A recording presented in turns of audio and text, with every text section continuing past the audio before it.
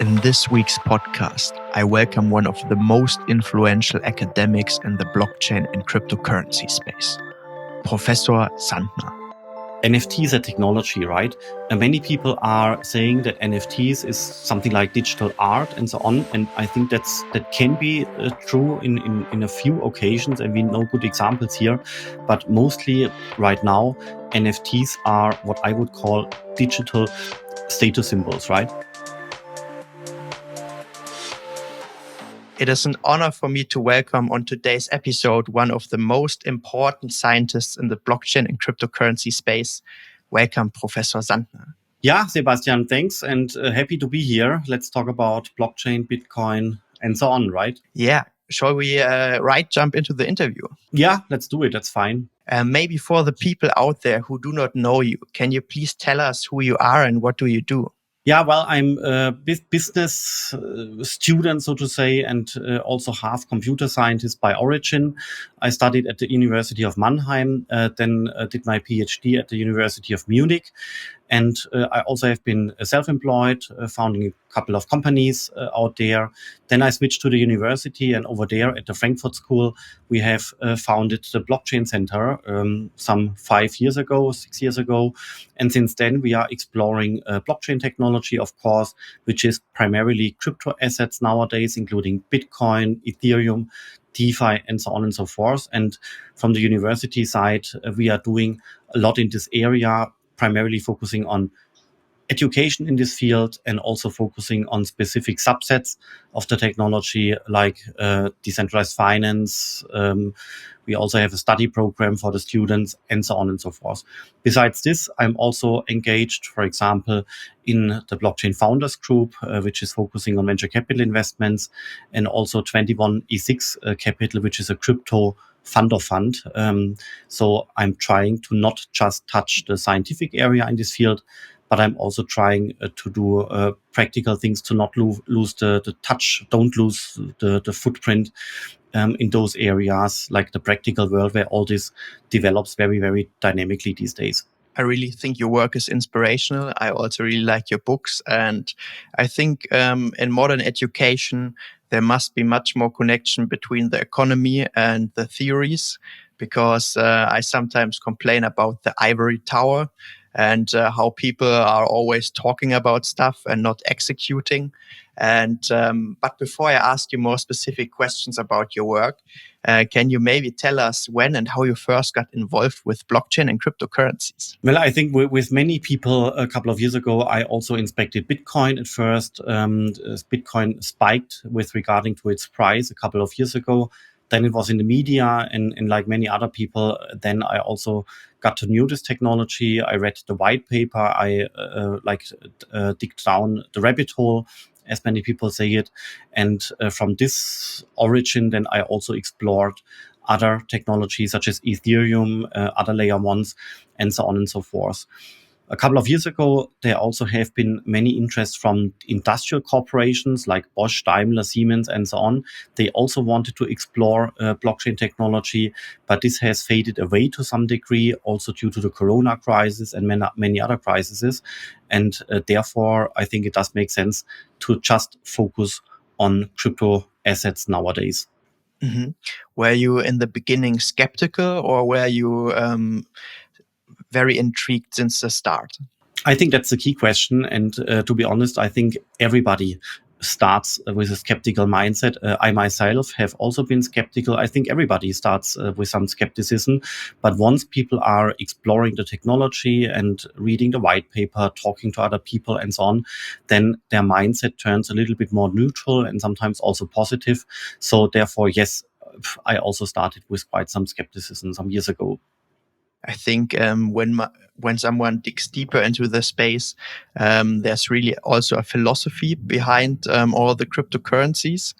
And the moment I fell into the rabbit hole was in the summer of last year, because I also was tracking the blockchain. But I did an internship in investment banking, and there was like an executive where I was told he was making more money with cryptocurrencies, like with decentralized finance, than in his actual job. And I had a little bit fear of missing out. And then I just also read all the papers, and then I thought, okay, there's not only money to be made, there's also a technology behind it and a lot of cool stuff what can be created with the technology. Yeah, and one thing should not be forgotten. It's amazing people in the space. It's a lot of young people wanting to do something, people wanting to build something. Lots of entrepreneurs and technicians, and they all want to try to build a better world somehow. Sometimes it works, sometimes it doesn't. Yeah, we had the Luna crash last couple of weeks, and therefore I think the bright minds in this field should definitely not forgotten. This is also something which motivates me day by day, talking to entrepreneurs, talking to young people, talking to open-minded people, and that's basically beside the technology itself. I think that's a key point why it's really fun being in this area and working there. I can only agree. And for those who don't know, you're currently leading the Frankfurt School Blockchain Center, as you said before, at the Frankfurt School of Finance and Management. And maybe can you explain us a little bit what is the FSBC and what is your mission? Yeah, the Blockchain Center is basically what you would call a research center for applied research. You could also call it a think tank. And we are trying to do everything in the field of education and whatever falls under the topic of education. For example, we are now launching a study program which is called Master of Blockchain and Digital Assets. That's basically trying to put blockchain and also crypto assets in the perspective of the financial market. This includes, of course, Bitcoin as a carrier of value, but also Ethereum as a settlement platform, but also digital assets such as, for example, debt instruments, equity instruments, and so on, which now, following the law which have been put into force in Germany, can also be put on, for example, Ethereum and other smart contract platforms. Yeah? So imagine you have Ethereum as a base layer, and then you're putting on top of this capital market products as they have been out there since decades. So here, traditional finance now meets smart contract platforms, primarily Ethereum. And this is, for example, all the topics which we are putting also in our study course, Master of Blockchain and Digital Assets. It's not a study course which is targeting young people coming directly from school, but rather we are trying to convince people already working that they should give their career a twist, moving away from traditional finance, going towards blockchain technology and crypto assets, right?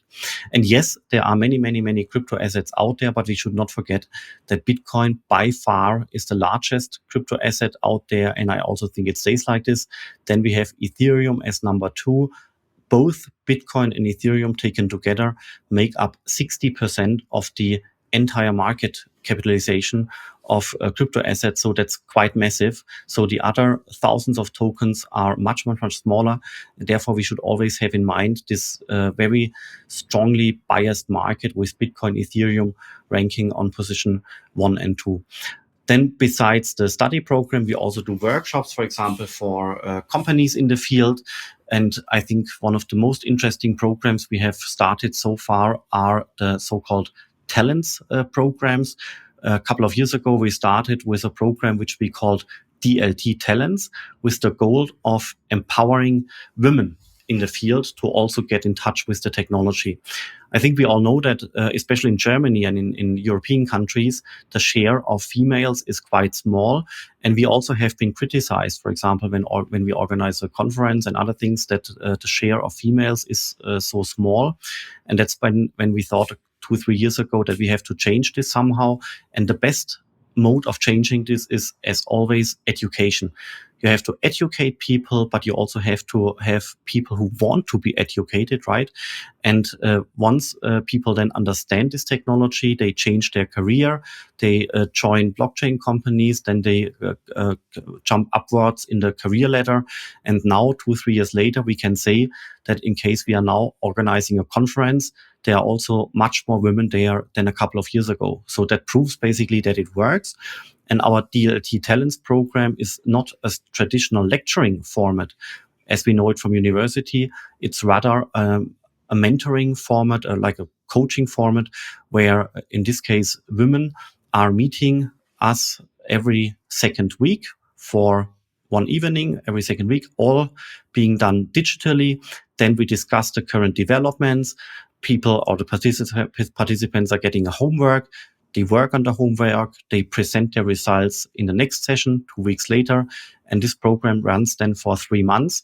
And after these 3 months, women have like very good capabilities, which might allow them to, for example, join a blockchain company. Why am I explaining this? Because it works extremely well. We have in total now 1,600 women applying per year. And of these, we are selecting 300, which we are then educating digitally. And because this education mode of coaching and mentoring, like guiding people what to read and what to inspect, and also creating a virtual platform with Zoom where people can meet every second week to discuss things, worked so well that we then subsequently also created another talent program that was DeFi talents, which is also now getting 1,600 applicants per year. And now quite recently, we also started NFT talents, which also with the first batch also has gotten 600 applicants. So all these 3 talent programs are getting close to 4,000 applications per year. That's massive. People don't pay for this. All this is being sponsored by companies supporting us. And of these 4,000 applications, we are selecting 600, 700 people, which we then educate in this coaching mentoring style. So that works very well. And I think also that it helps people, as I have said previously, also women, to jump into the space at some point of time, joining a company and do a career in the field. I love this initiatives and also the program for women, because I was, let's say, chairman of the board of a student finance association in Munich. And we also had each year struggles attracting women. And I think to really have structural changes in society and also to change maybe wealth in inequalities, you have to create the knowledge for women, and in order for them to be the next generation of founders, because I think the majority of wealth naturally comes from equity, and we need female founders in order to break these structures.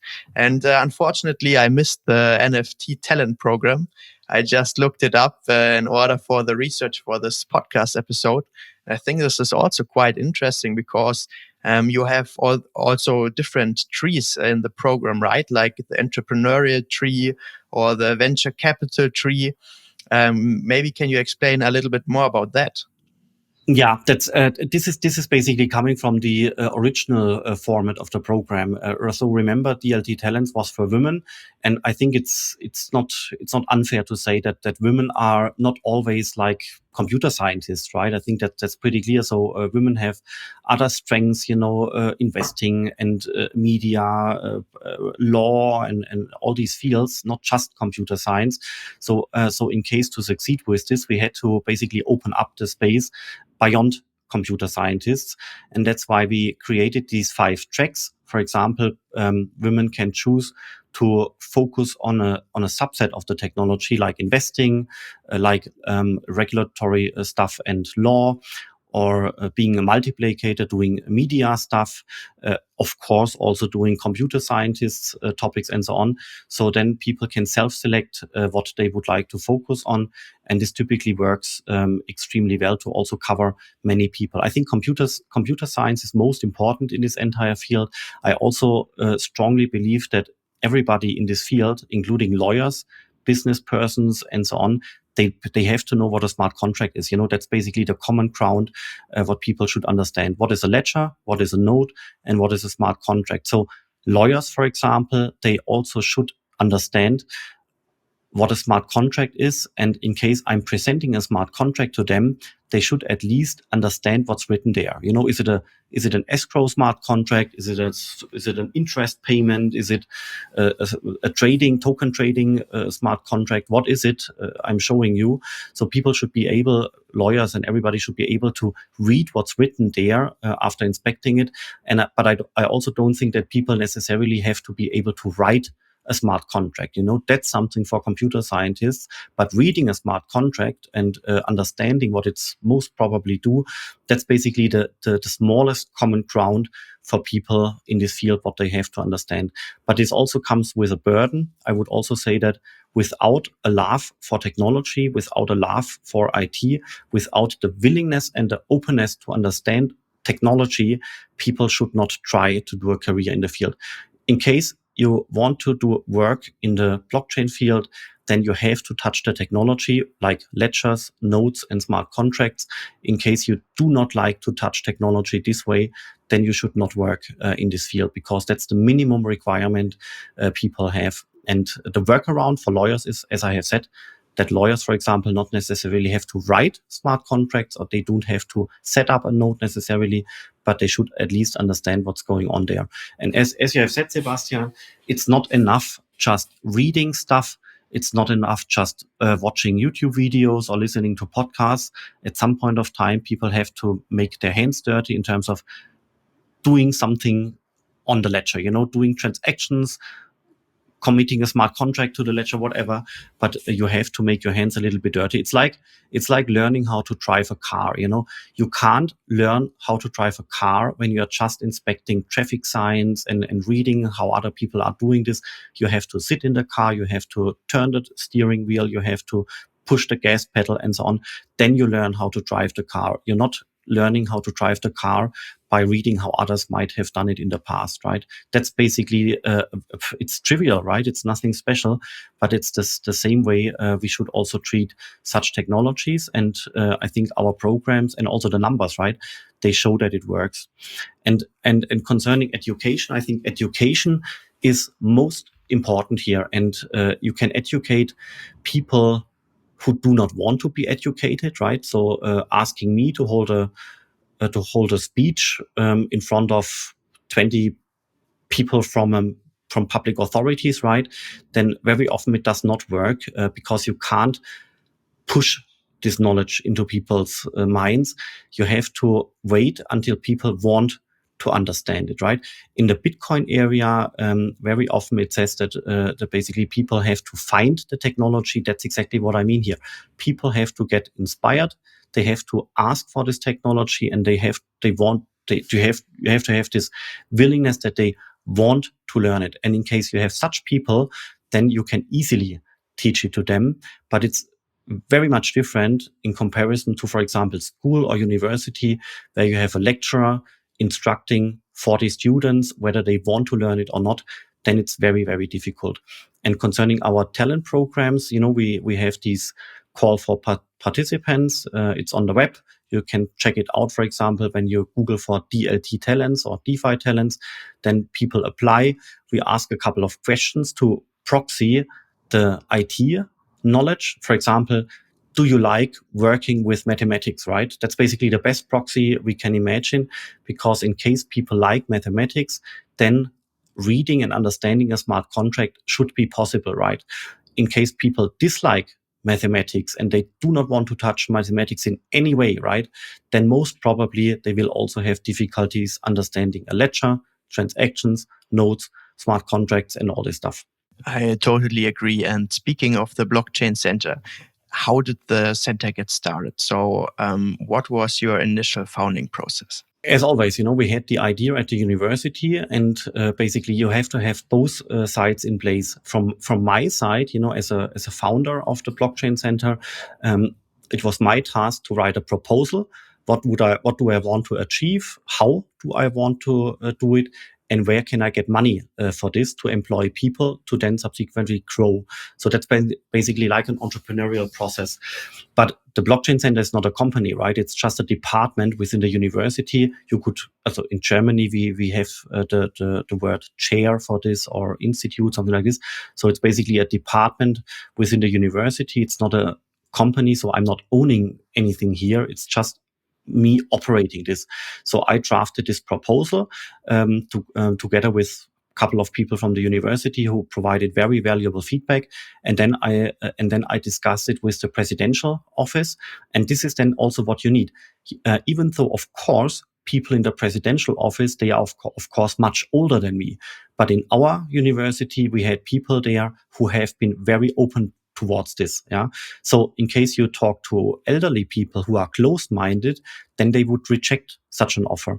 But at the Frankfurt School, I think we have a very open-minded culture. So they took this proposal, they liked it, we sat down, and that's what I mean, that you have to have both sides, right? You have to have one person pushing this, and on the other side, you have to have one person allowing this with all openness towards new technology. And then we started basically the first year just with me as a person doing all this, doing workshops and education, lecturing, writing research papers, talking to journalists, and so on and so forth. In the parallel, I try to convince sponsoring companies to provide us with money. For example, a consulting company called Define. They have 400 computer scientists and also physicists who are working there, and they are doing a lot of blockchain projects. So they, for example, sponsored us as of day one, and also Commerzbank in Frankfurt. They also liked the proposal and helped us. And with this first couple of euros, we then started to employ first people. Then we started to grow a little bit, attracted a couple of more sponsoring euros. We also did a lot of workshops and conferences and events and this and that. And with the money earned here, then we employed another couple of people. The point is here that the Frankfurt School is a private university. It's owned by a foundation, so it's not state-owned, right? And it's also not owned by a rich shareholder, right? It's owned by a foundation, and therefore we basically have to earn our money first with, as I have said, workshops, all kinds of things, and then spend the money, for example, on staff and on employees, because unfortunately we don't get sponsored by the government, right? So that makes it a little bit difficult to get started. But if you can then attract sponsors and partnering companies who like what we are doing, then it also gets sustainable, because people like the companies I mentioned, and there are now more, they like what we are doing, and then they keep on partnering with us, and we're trying to get also mutual benefit here. I really like the process, and also how the stakeholders of the Frankfurt School Blockchain Center are getting involved in the space, because I just saw, I think he's called Michael Spitz from, I think he was at Commerzbank, and he's currently the co-founder and CEO or co-CEO of 360X, which is also like a platform for tokenization. And was he also involved in the founding process of the blockchain center? In the blockchain center founding process, he was not involved, but at that point of time, he had a colleague, Paul Kammerer. He also worked at Commerzbank at that point of time. He liked what we did. Michael Spitz at that point of time wasn't yet in the department which we talked to. But it's funny that you mentioned the name Michael Spitz. It was him and myself that we sat down and decided we need to do something to increase the share of females in this ecosystem, because he has 2 daughters. I have also 2 daughters, and we are not female, but we wanted to do something at least indirectly for our. Sounds kind of stupid, for the gender of our kids, so to say, and that's basically how we then invented the DLT Talents program, right? So he is very important for us, because without him, there wouldn't be a DLT Talents program with, as I have said, 1,600 applicants, and without this program, which runs so nicely and the impact it has, we wouldn't have also started the subsequent projects, DeFi Talents and NFT Talents, right? That's so cool. Michael, well, I get my salary from the university. I think that's obvious, right? But Michael Spitz didn't get anything for it. He just made it because he liked the idea. He liked us as university. He liked the blockchain center, and we then sat down and drafted this program. And he just did it as a hobby. In case we would have to pay somebody like him, then we also would have not been able to do it, because of course, as a university, you can imagine we don't have excess funds to do this, right? Definitely. And we were talking a little bit about the Frankfurt School Blockchain Center. I also wanted to ask you some questions on the societal impact of the blockchain. And my first question is, which countries are, in your opinion, the most advanced in the world in terms of cryptocurrencies and blockchain technologies? Maybe also on a legislative perspective, and what makes them special? Yeah, that's a very, very, very tough question. And we could now talk like 5 hours just on this question, right? So first of all, we have to dissect cryptocurrencies and Bitcoin and blockchain technology. A couple of years ago, probably when you not have yet been involved in the blockchain scene, like 2016, at that point of time, we typically heard the following sentence, and it goes as follows. Blockchain technology will be a key technology, but Bitcoin will fade away, right? So we need blockchain, but we don't need crypto and we don't need Bitcoin. That was basically common sense among the industry a couple of years ago, also including the financial industry. And this has now turned around. Now, in case, for example, you have banks and asset managers and others who want to get started with the technology, they not necessarily focus simply on the technological stuff, but they start focusing on crypto assets and Bitcoin. And they don't necessarily buy Bitcoin, right? That's not what their task is, right? But their customers, like we as human beings, we demand the banks, the asset managers, and all kinds of other companies that we might want to be interested in purchasing crypto assets, NFT, DeFi, Bitcoin, and so on. And this then makes them think, because they then sit down and say, okay, in case we don't want to lose all these customers, we have to provide this somehow. And then the stone is getting rolling, and companies are then inspecting this entire technology. They talk to lawyers, they talk to consultants, and ultimately they come to one and the same conclusion, that they have to get started with Bitcoin custody, with Bitcoin trading, with Ethereum custody and Ethereum trading. And if in case this is basically understood, then they might move on to other topics like DeFi tokens, that's for the future, NFT stuff, also the digital euro, the digital dollar, stable coins, and all kinds of other things, right? But the entry point very often is Bitcoin and Ethereum. And I would also say, because of the electricity consumption of Bitcoin, that mostly Ethereum is the entry point here, because you can do much more experiments with smart contracts. And then basically that's the vehicle for companies to get started. And concerning your question, the point is then that you have to not just ask how blockchain as a technology fits into the regulatory framework. You have to get a feeling how crypto assets are getting somehow in this regulatory framework. And here, I think, speaking for Germany, we are very lucky here, to be honest, because the Ministry of Finance, together with the BaFin, proposed laws more than 3 years ago to create a custody law for banks and asset managers and companies, such that all these companies could potentially custody, like store crypto assets in a safe way on behalf of their customers, right? And this is then how 2.5 years ago, the so-called crypto custody rules came into force. And Germany did a very, very good trick, because at that point of time, they had to implement the anti-money laundering directive from the European Commission. And they basically amended this kind of anti-money laundering directive and added a couple of crypto rules there, how to custody assets. And this was a very good choice, because the framing was how to prevent anti-money laundering. That's basically the reasoning why these laws, why these rules came into the law. And ultimately, we now, 2.5 years later, know that Germany did a very good job in doing these kind of custody laws, because I think everybody would believe me when I'm saying that you have to build a house with a solid fundament, right? And we know it from hacking attacks and companies losing their assets and so on.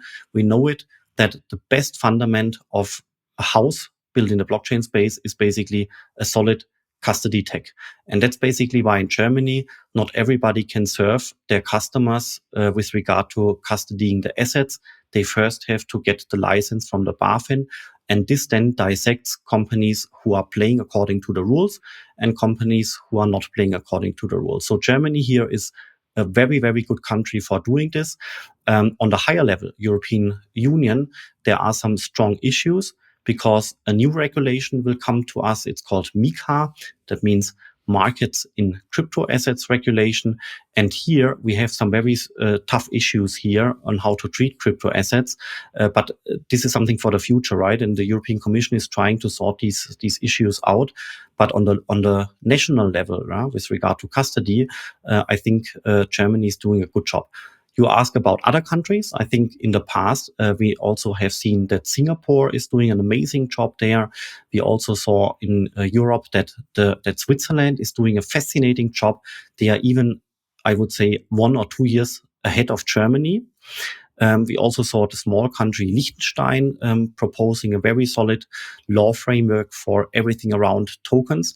And then it gets interesting because a couple of years ago, we also had Malta wanting to become the blockchain island. There had been conferences and all kinds of initiatives in Malta. But ultimately, this kind of dynamic is gone now, right? Nobody talks anymore about Malta being the blockchain island, right? Rather, we saw people moving towards Portugal, primarily because it's a nice environment there.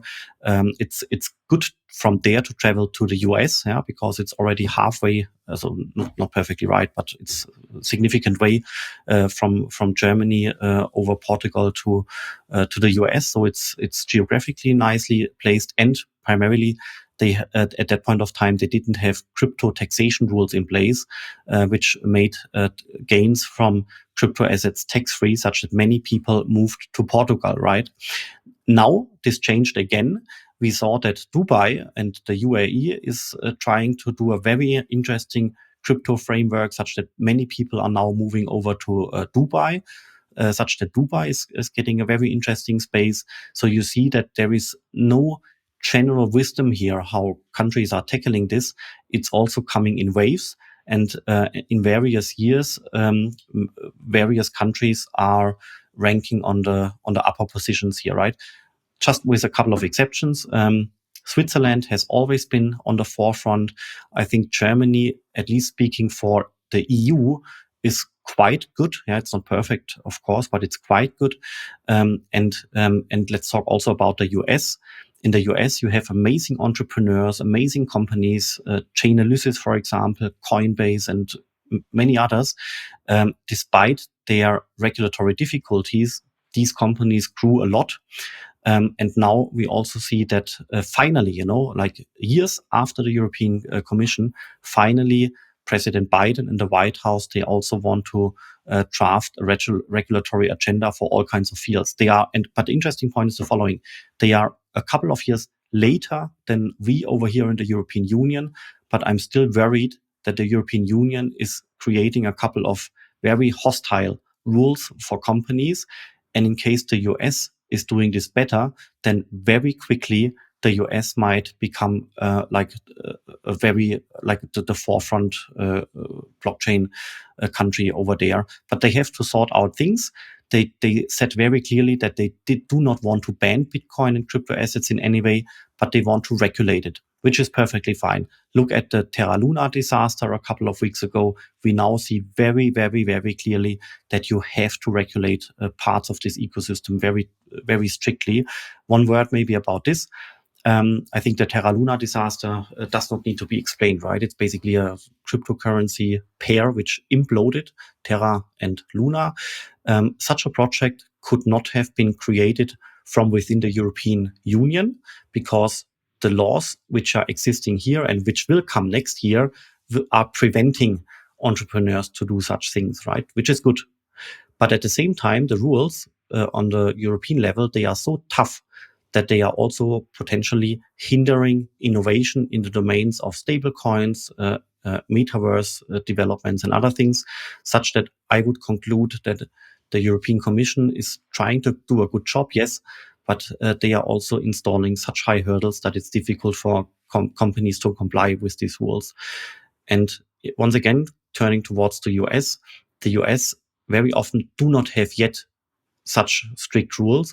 And if they are now installing regulation and if they are calibrating this nicely, that means that shaky projects like Terra Luna should be prevented, but innovative stuff like stable coins should be allowed under specific rules, then they can do it very, very, very nicely, right? So that will be very exciting in this year.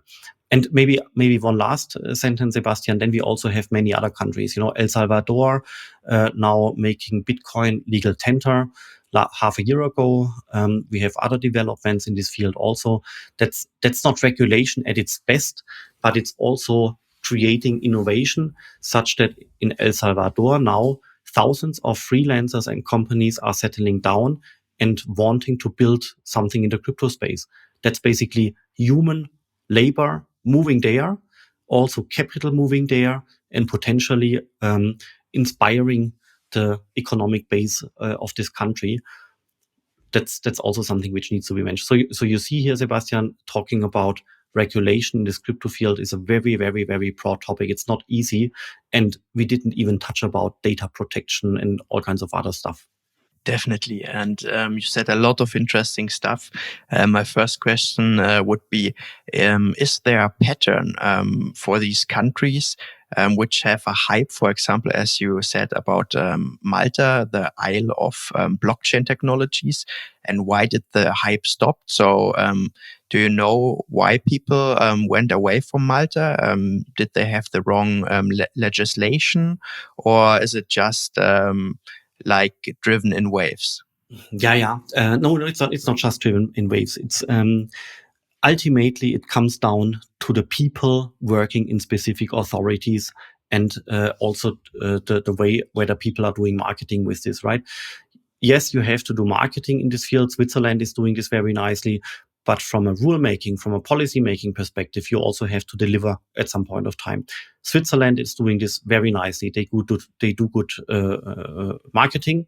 So in Germany, would say standard marketing with the crypto valley and so on and so forth. But they also deliver very good laws, very solid laws in all kinds of directions, which provide a good fundament.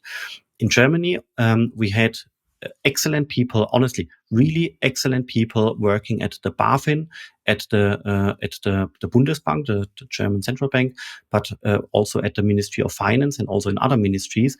And they jointly, like young, good people understanding the tech, they have been heard by more senior people, right? So they haven't been blocked. I think that's very important.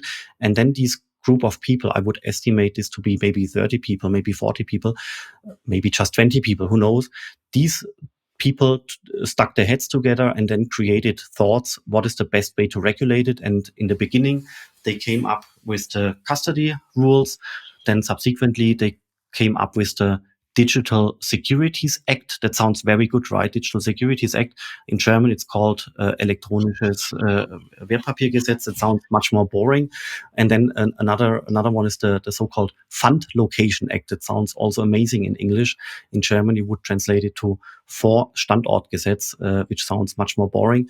And that this latter law allows investment funds of a specific type to also invest assets in Bitcoin if they wish, so up to 20% of their assets, right?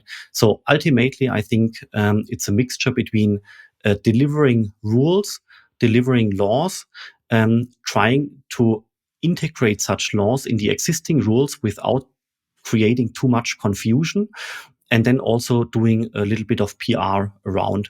And therefore, I think ultimately it comes back to the right type of people working in such authorities.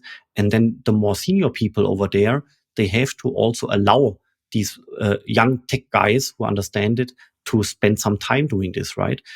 Everything what we are talking about is very, very, very complex.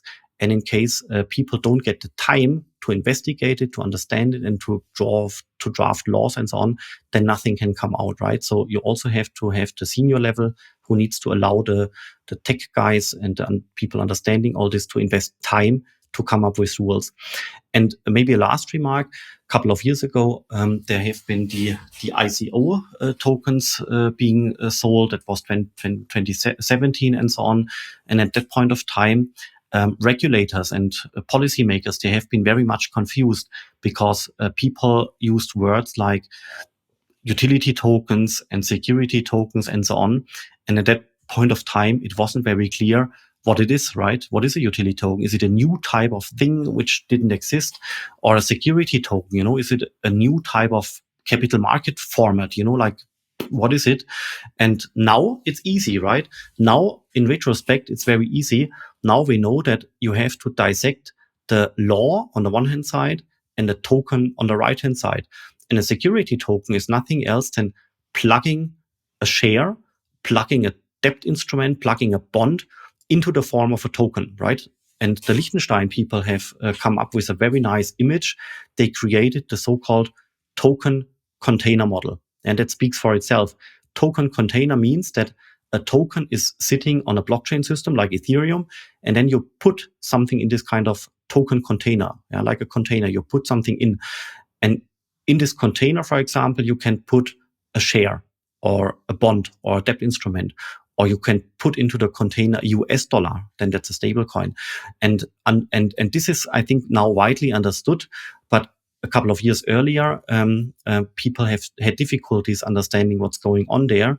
And in case you then do laws which are made by people not understanding exactly what's going on, then, for example, you have a new law coming up for utility tokens or security tokens and so on.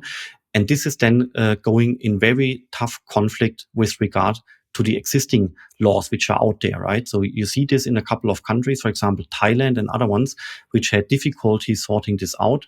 And they then had also quite some difficulties creating like a nicely fitting regulatory landscape.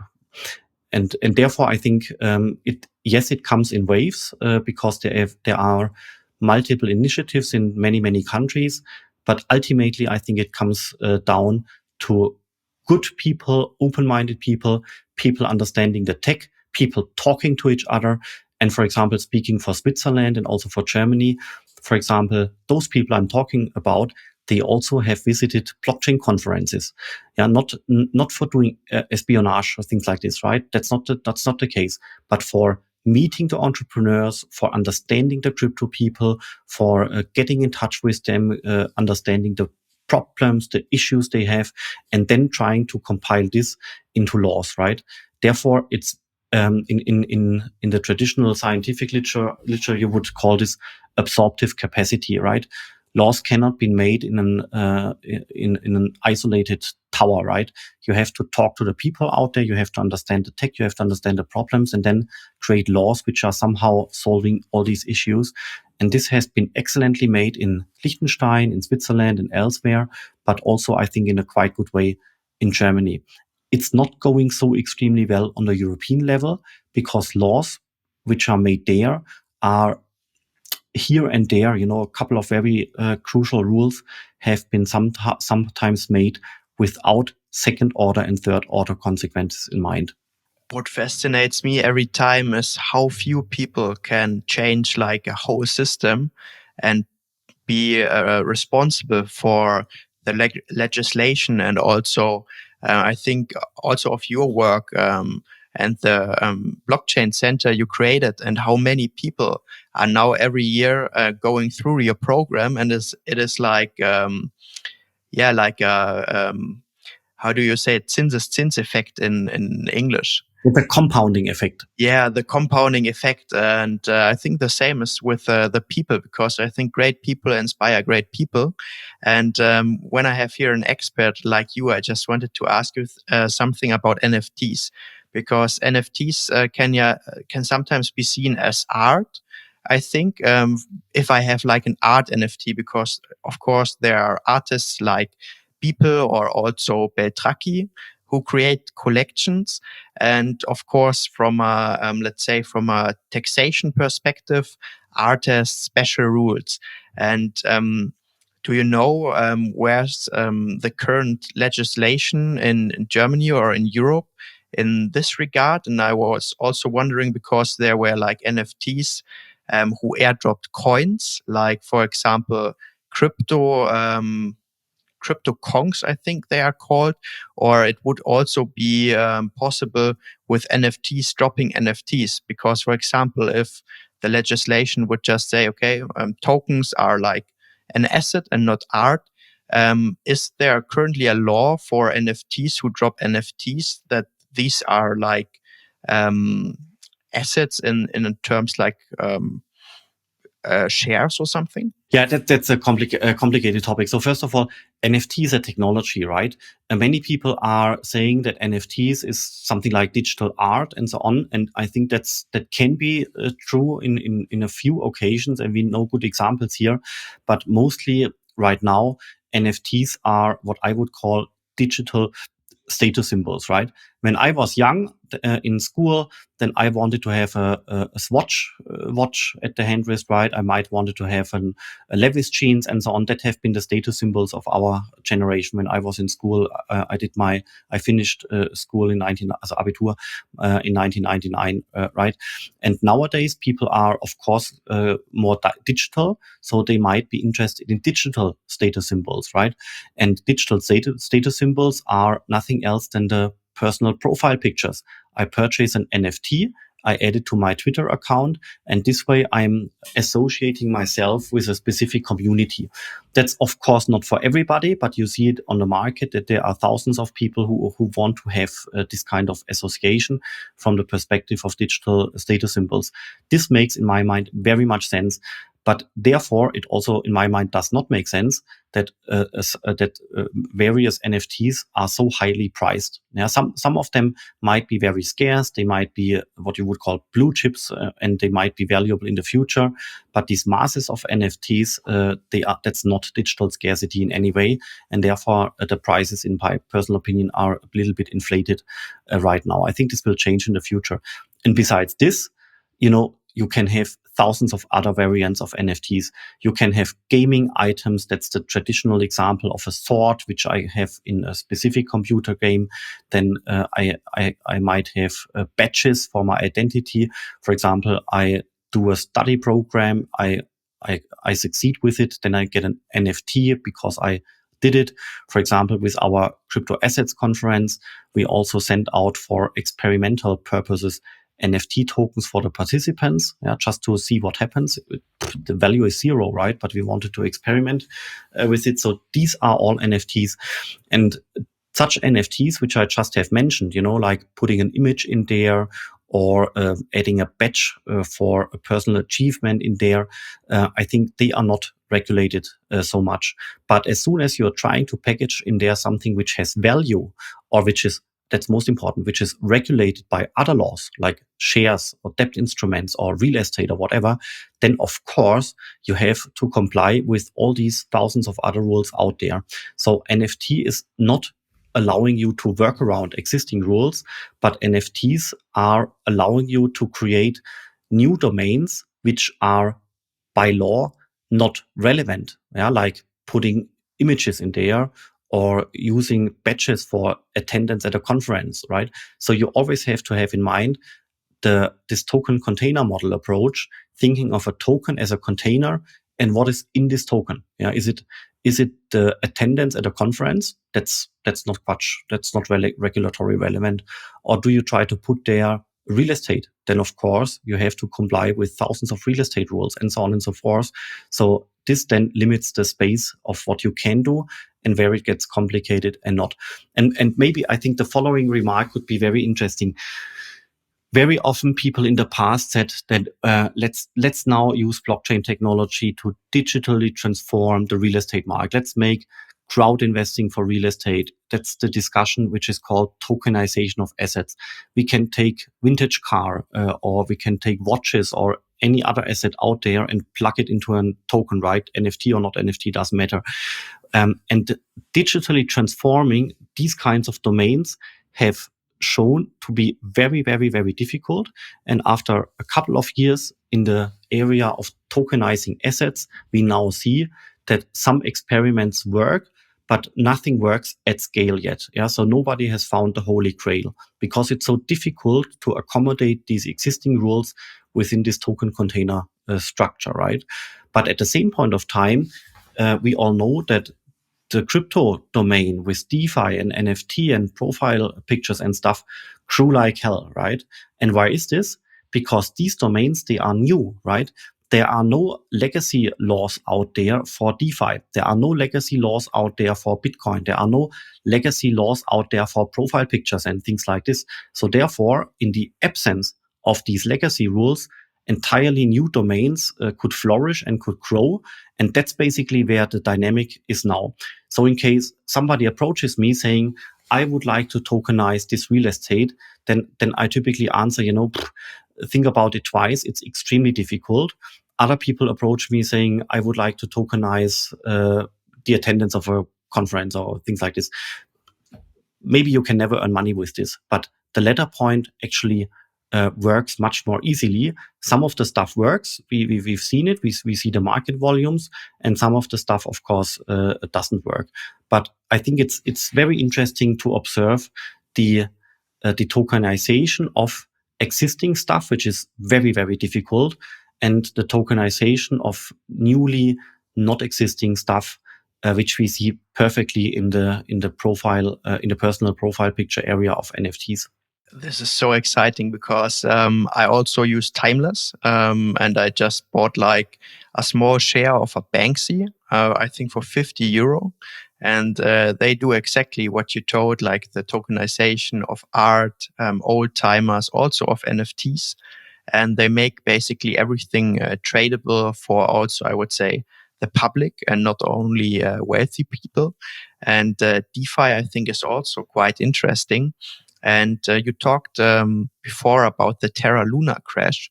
And I wanted also to know your opinion on Tether, because I heard your podcast and you said, okay, Tether might implode if the assets are not backed. And do you have a specific opinion or maybe even a further opinion on this?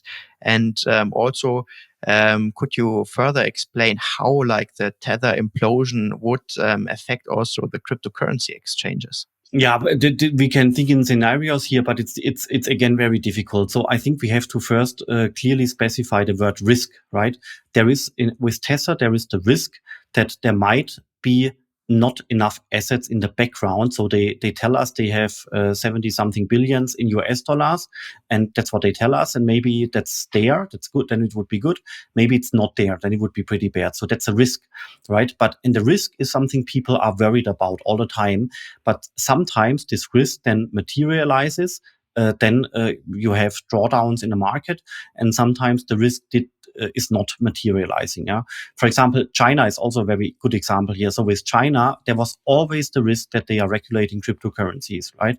And then last year in May, and also later on last year, they first banned Bitcoin and then Bitcoin mining or mining in general. And then subsequently, they also banned all kinds of crypto transactions, right, by the law. And there was always the risk that they would do it.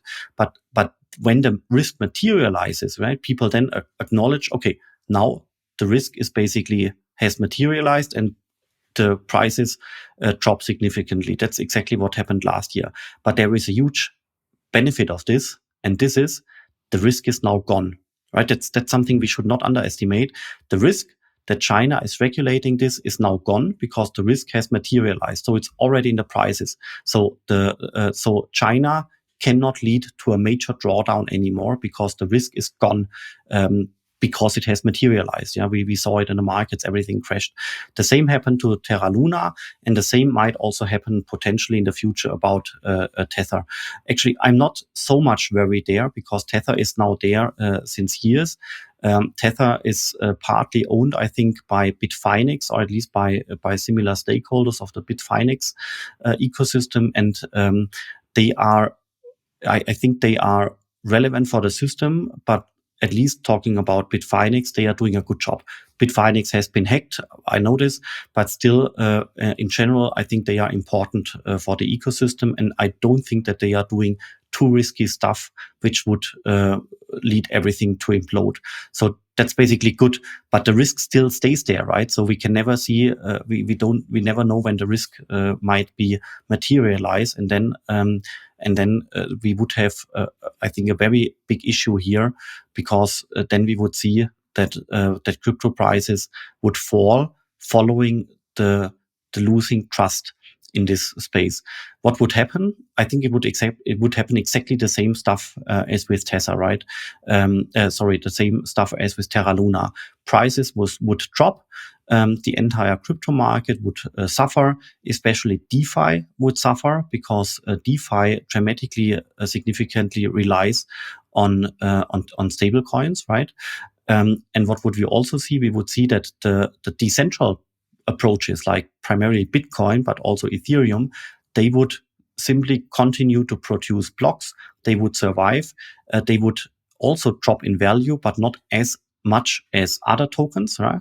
That's what we have seen in the Terra Luna crash, right? Bitcoin dropped by 30%, Ethereum by 40%, and many other tokens by 50 or 60%. Yeah. So yes, everything dropped, but Bitcoin stood there quite strongly in case you compare it to other tokens. I think this would also happen with Tether once this risk materializes. Last remark here. We also see that other stablecoin issuers like USDC, the stablecoin from Circle, is now gaining traction because people see the risk. They take money out of Tether and move it over to the Circle product, which is better from a competitive perspective. Yeah? So Tether is losing market share and other approaches like USDC are gaining market share. So in case this process is going on for the next month, then the Tether market share might drop from, I don't know where they are now, 50%, something like this. This market share would drop to 20%, who knows? And the market share of Circle would increase from 30% to 55%. I'm just mentioning some numbers. So this would then decrease the risk.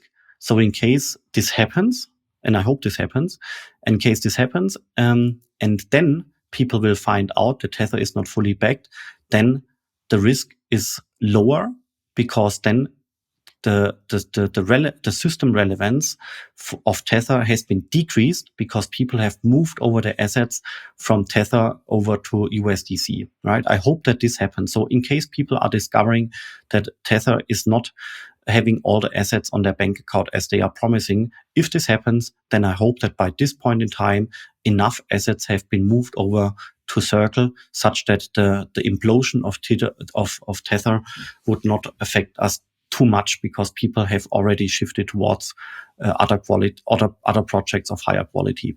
Totally understandable. And I personally think there's quite a high risk that Tether will implode at some point of time. I read some books, and also the founding team is quite controversial, I would say.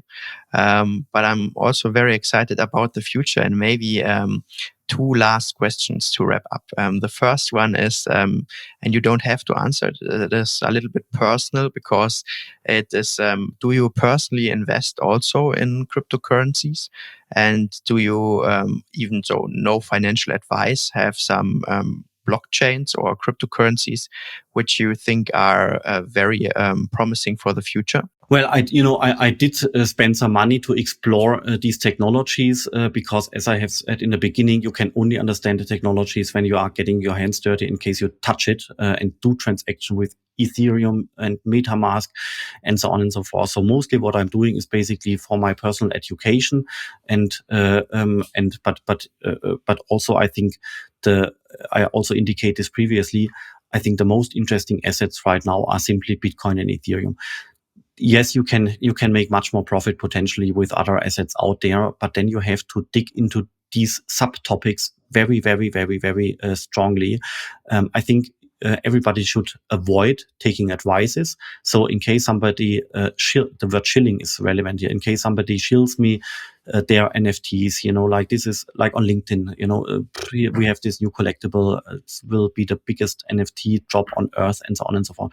Then we should be very skeptical here. Same with DeFi tokens and all kinds of other tokens.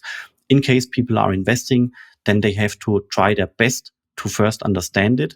And my understanding right now is mostly with regard to Ethereum, a couple of DeFi protocols, and of course Bitcoin as the easiest to understand out there. Bitcoin is difficult to understand, but at least the white paper and the documentation is quite short, such that people can potentially understand the concept quite easily. And I think it comes down to education. People have to understand it, they have to read about it, they have to investigate it, and then do decisions. And in case people are investigating Bitcoin and Ethereum, they come to the conclusion that they are good products, and in case there are open questions with regard to any other token out there, then often people should be much more skeptical, right? Look at what's happening to Solana, for example. Solana ought to be a blockchain, right? But why does it stand still all the time, right? That's beta mode, right? It's an alpha version. What is out there? People are learning, and it might improve, and it will be better. But it's not a blockchain, right? Because it stands still all the time. That means the nodes are not synchronizing well. And this, for example, cannot happen with Bitcoin. It did not happen with Bitcoin in the last 11 years, and it will not happen with Bitcoin because it's structured much more slim. Yeah. For example, the Bitcoin network consists of 15,000 nodes. Each node of the Bitcoin network has the size of like a tennis ball, or a cigarette box. That's the size of a Bitcoin node. Not always, but very often. This also means that quite everybody out there could potentially purchase a node. It doesn't cost much money, 200, 300 US dollars, and then you are part of the Bitcoin node. This in turn leads to a quite high degree of centralization. Centralization is important because then the system is resilient against security issues, right? And this is rooted in a very small requirements with regard to hardware. With Ethereum, it's already different. With Ethereum, you have to have servers with a quite large memory built in. Not everybody can spend this. So here, automatically, because of these hardware restrictions, you have a little bit of a higher centralization degree. And Solana, yes, it's amazing. They have thousands of transactions per second. That's nice. But to operate a node, you basically have to own a data center, right? And not everybody owns a data center, and this directly and adversely affects decentralization. And the same happened with the Terra Luna blockchain.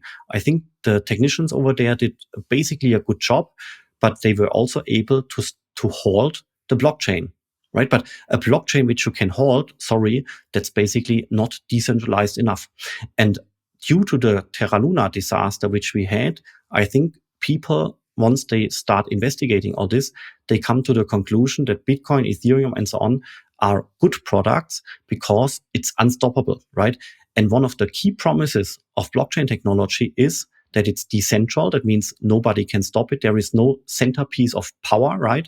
That's decentral, and it cannot be stopped. So it's unstoppable.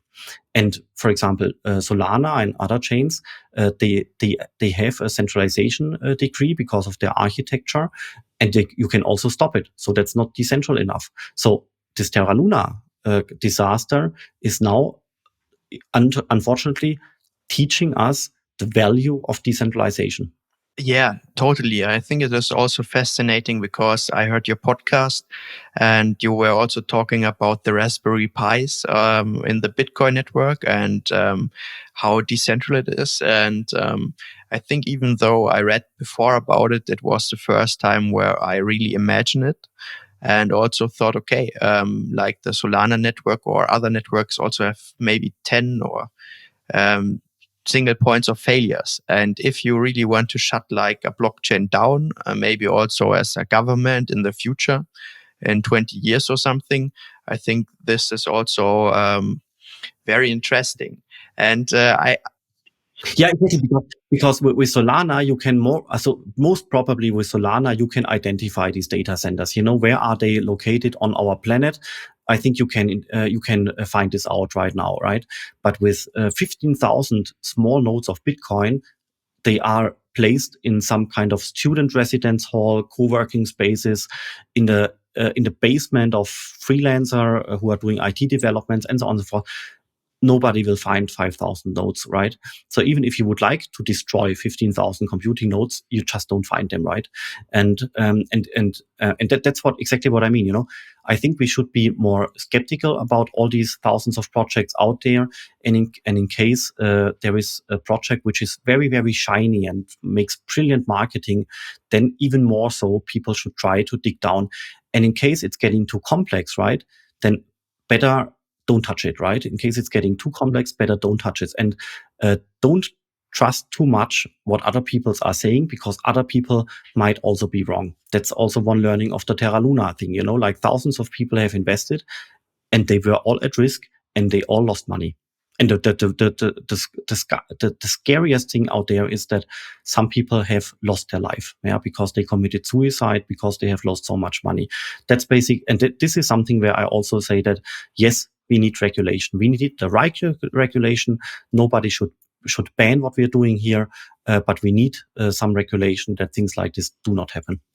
I can only agree, and I have tons of more questions, but maybe we make another interview in the future, because I think we're quite long episode right now, and I just want to thank you very much for the interview, and I got some really thought-provoking insights, and yeah, I really hope to see you here again soon. Yes, please let me know, Sebastian. Nice to talk to you. Thanks for tuning in on this week's episode. I hope I have reached some new listeners. And for those of you who don't know, we have a Discord community, which is a server like a chat room, where we talk about technologies and especially about Web3. I don't know if my website is live at this moment where the episode is published, but just shoot me a DM on LinkedIn and I will send you an invitation link. Thanks for listening. Cheers.